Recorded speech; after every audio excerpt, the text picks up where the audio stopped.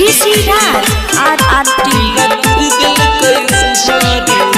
हरि जाई ओ हरि जाई मने कहरै छै जाके मरि जाई दिल तोर दिल कयू हरि जाई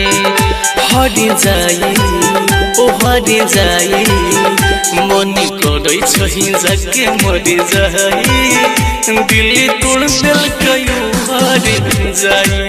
जिंदगी भर के हमरा दिल कैसा जाई के करा से मंगवाई हम दिल के दवाई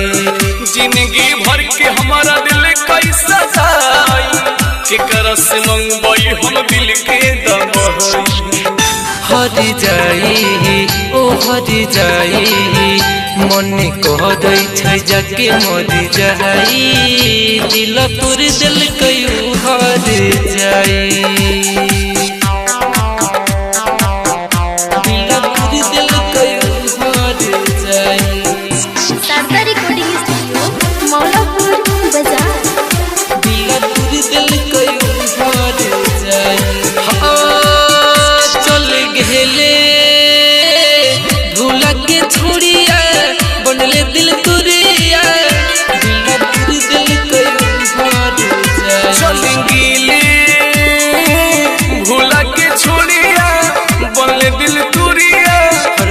करे याद आवेला तर पे हमर जान लागी जीना छूट जाई अरबा हमर प्राण चल गेलयू के बाई बाई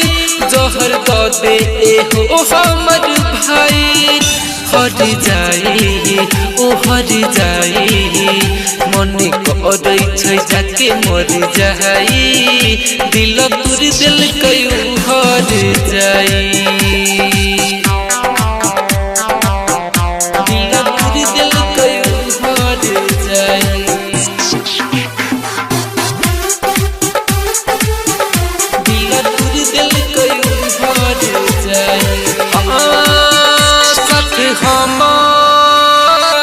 छोड़ के गेले दोसर के भेले साथी हम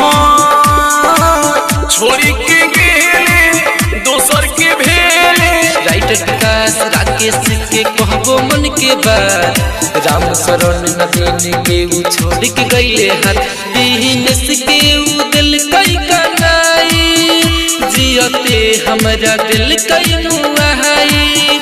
हरि जाई ओ हरि जाई मने कहरै छै जाके मरि जाई दिल तोर दिल कयू हरि जाई शारदा रिकॉर्डिंग स्टूडियो मौलापुर बाजार।